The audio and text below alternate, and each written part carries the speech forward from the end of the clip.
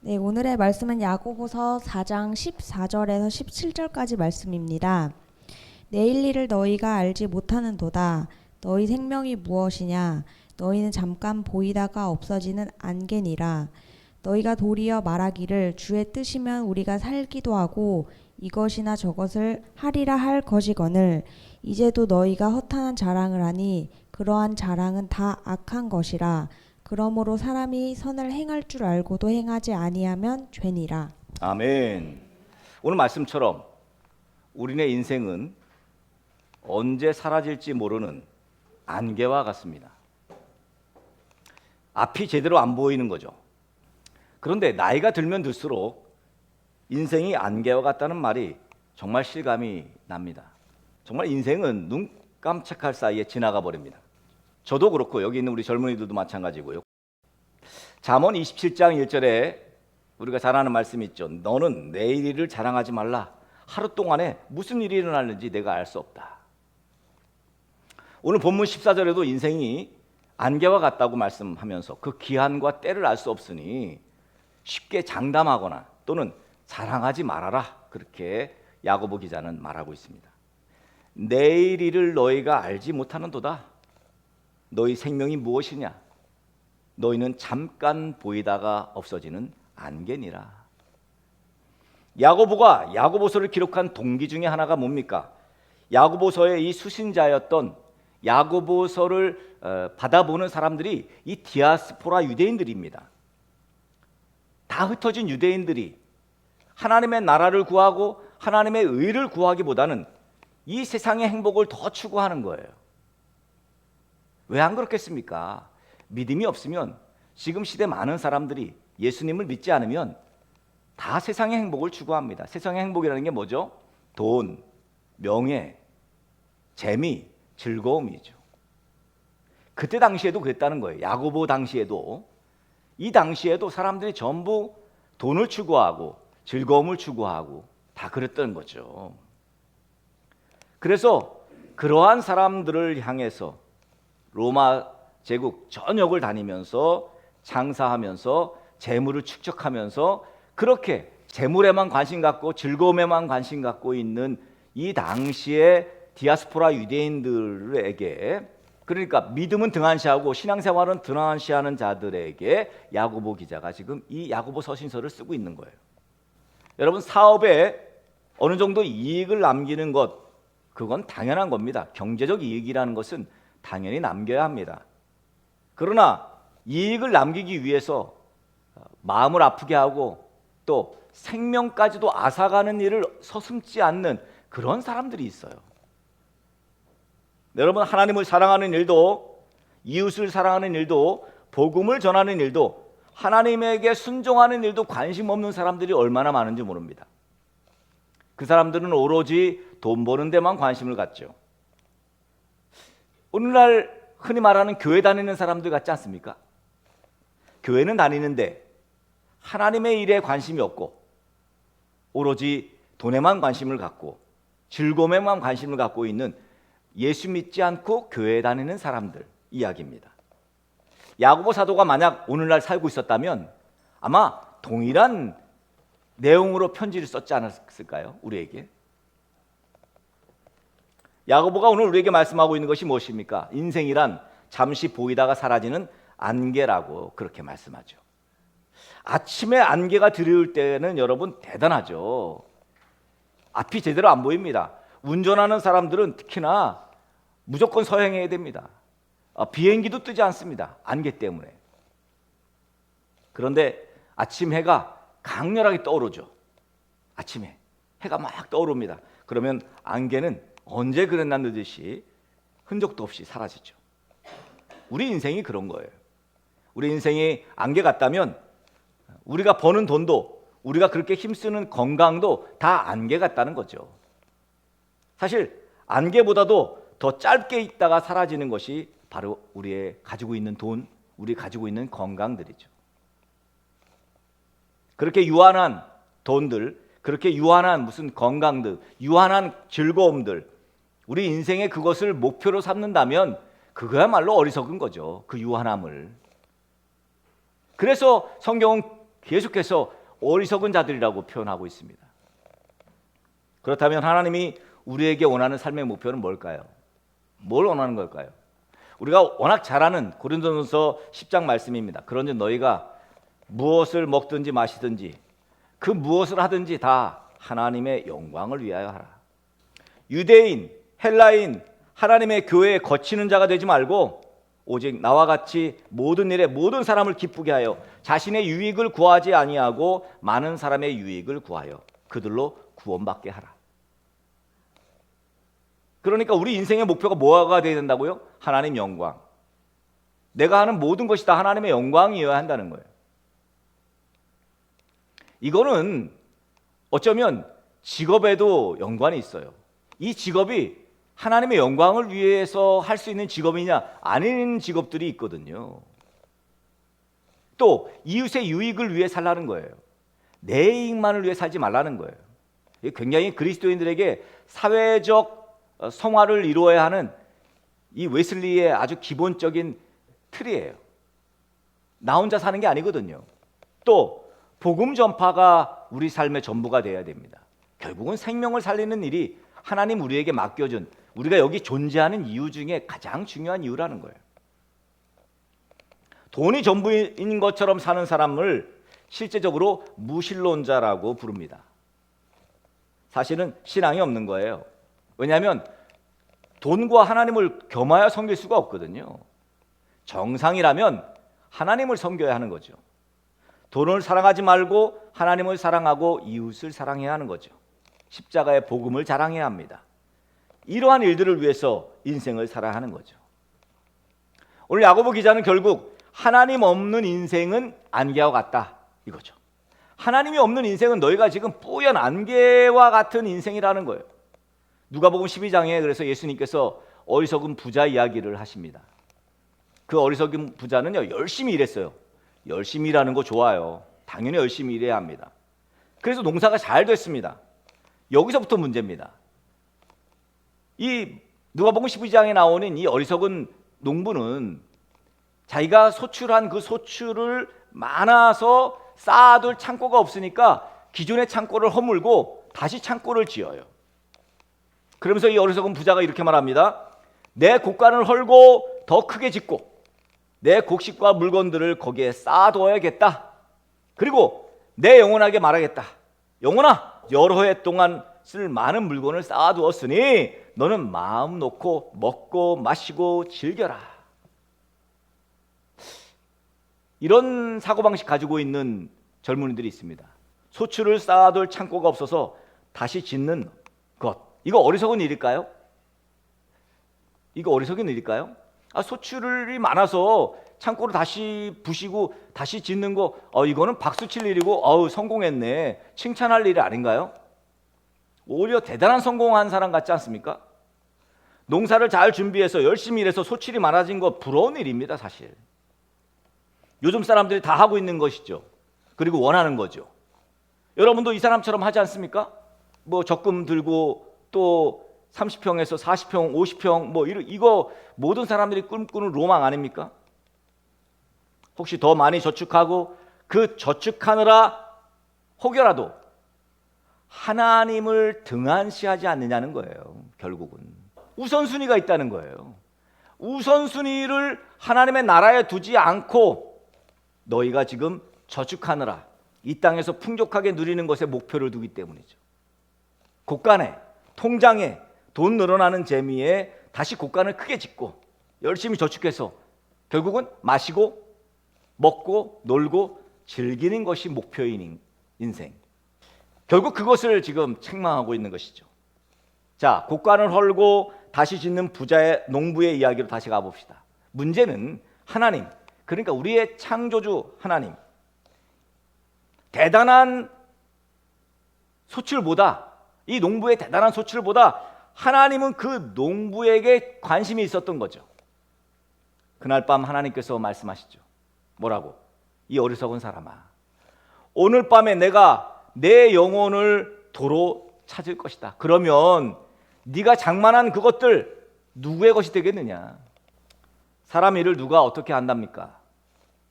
사람은 피조물입니다. 하나님에 의해서 창조되었습니다. 그 창조주께서 오늘 밤 그 영혼을 데려가신다 생각해 보시기 바랍니다. 하나님은 충분히 그러실 수 있는 분입니다. 왜 그렇죠? 하나님이 창조했기 때문이에요. 이사야 41장 말씀처럼 우리는 하나님의 소유이기 때문입니다. 하나님께서 창조하신 우리가 창조주의 뜻대로 살지 않으면 창조주는 우리를 과감하게 데려가실 수 있죠.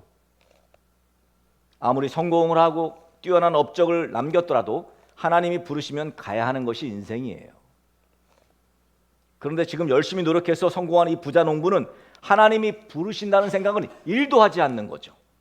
그러니까 소출이 많아진 이 농부는 목숨이 사라질 거라고는 전혀 생각 못하고 있는 거예요. 여러분, 좋을 때는 전혀 이런 생각하지 않습니다. 특별히 젊은이들, 누가 알겠어.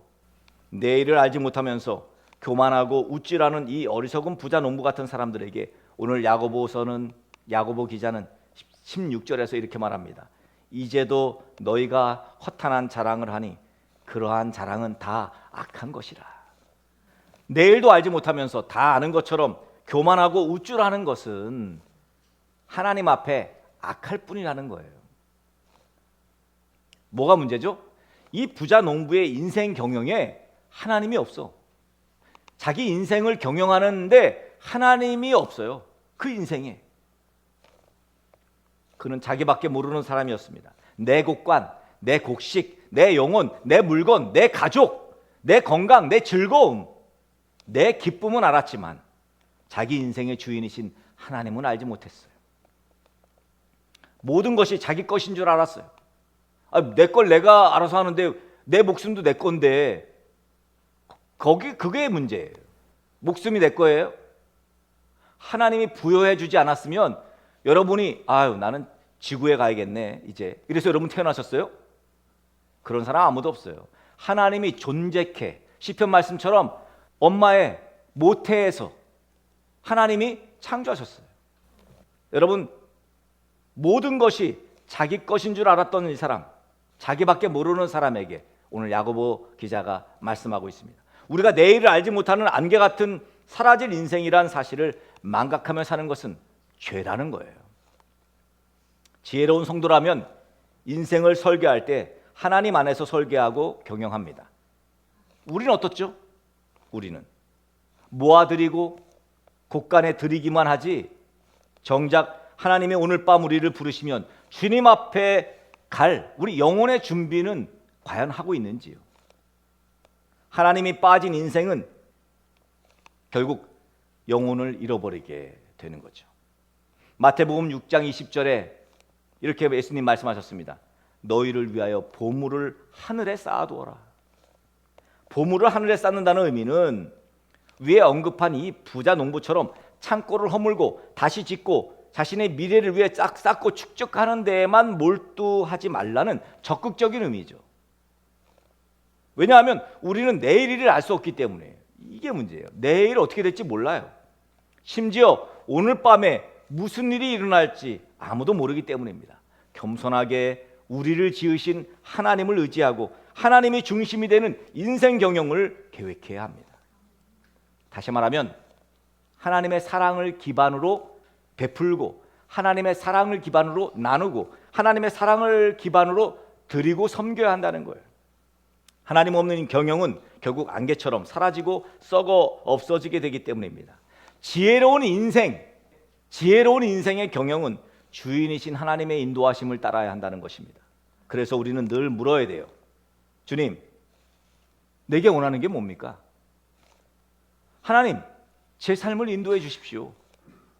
그래서 오늘 본문 15절에 야고보 사도가 말하죠. 너희가 도리어 말하기를 주의 뜻이면 우리가 살기도 하고 이것이나 저것을 하리라 할 것이거늘.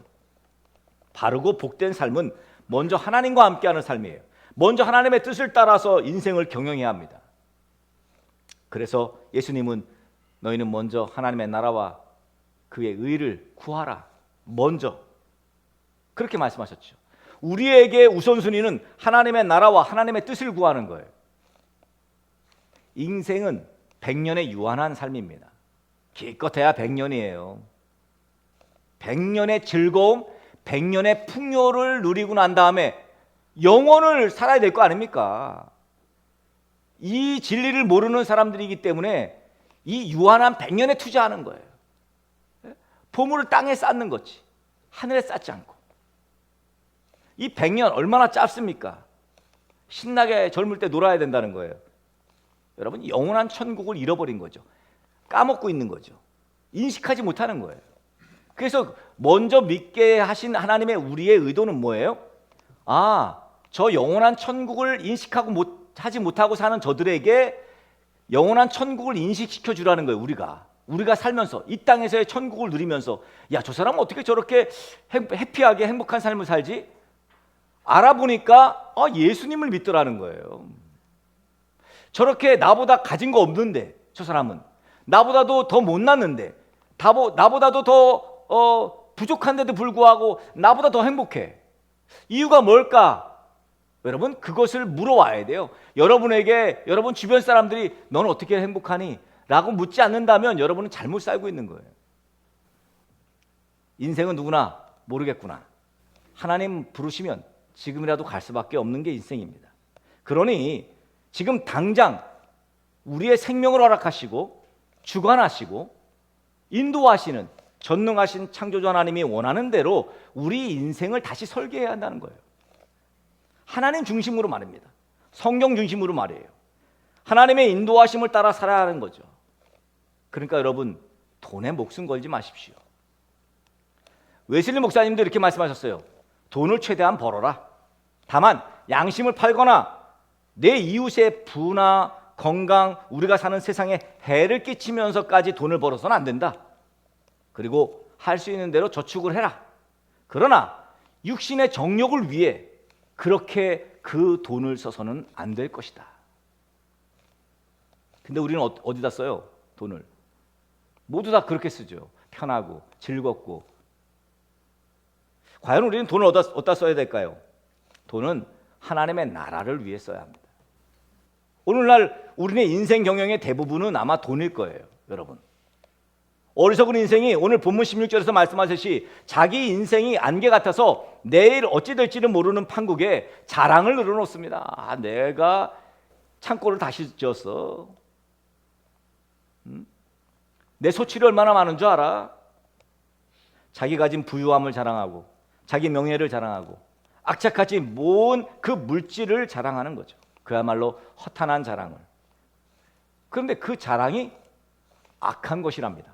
이제도 너희가 허탄한 자랑을 하니 그러한 자랑은 다 악한 것이라.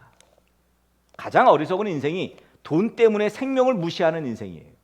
그건 본인의 생명을 무시하는 것도 마찬가지예요. 남의 생명도 마찬가지죠. 그런데 그런 인생들이 많아요.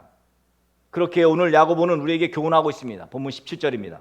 그러므로 사람이 선을 행할 줄 알고도 행하지 아니하면 죄니라. 하나님은 불순종은 무조건 죄라고 물론 말씀하십니다. 그러나 알고도 마땅히 행하지 않는 것 또한 죄라고 단정짓고 있습니다. 내일로 미루지 말고 즉각적으로 실천에 옮겨야 되는 거죠. 결국 하나님 나라를 위해 우리의 돈을 사용하는 이 소극적인 의미, 거기부터 하나님 중심, 성경 중심으로 하나님이 원하시는 대로 인생을 경영해야 한다는 것을 알면서도 행하지 않는다면 죄 짓는다는 그 죄 짓는 것이라는 이 적극적인 의미까지. 결국 뭐예요? 선을 행해야 한다는 거예요. 선을 적극적으로 선을 행해야 한다는 것입니다. 여기서 선을 행한다는 것이 가난한 자들을 돌보고 어려운 이웃들을 도와주는 그런 의미만을 가지고 있는 것이 아닙니다. 인생이 안개와 같으니까 창조주 하나님께서 우리의 인생을 인도하시도록 맡겨드리는 믿음의 사람 되는, 그러니까 예수 믿게 만드는 이런 의미가 더 크겠죠. 예수님 안 믿는 이들을 예수님 믿는 인생 되게 해야 한다는 거예요. 우리가 그것이 의미 있는 인생이라는 거예요. 너희 인생을 어떻게 설계할 거야? 예수님 안 믿는 사람들을 예수님 믿게 만드는 삶으로 내 인생을 설계하겠습니다 라고 고백해야 하는 거죠. 저 천국을 소망하고 오늘도 그 천국 소망으로 살아야 합니다. 내일 일은 누구도 알 수 없기 때문입니다. 우리가 전도를 한다면 이렇듯 아직도 인생 경영을 제대로 하지 못하는 안개와 같은 인생들에게 올바른 인생 경영의 기회를 부여해 줘야 한다는 것입니다. 그 출발은 우리가 먼저 올바르게 인생을 경영해야 돼요. 올바르게 우리가 먼저. 여러분, 인생은 짧습니다. 게다가 우리는 내일 일도 몰라요. 부디 언제 사라질지 모르는 안개와 같은 인생임을 여러분 직시하시고, 오늘 지금 당장, 지금 right now, 지금 당장 하나님의 나라를 먼저 추구하며 천국에 투자하시는 지혜로운 인생 되시기를 예수 그리스도의 이름으로 간절히 축복합니다.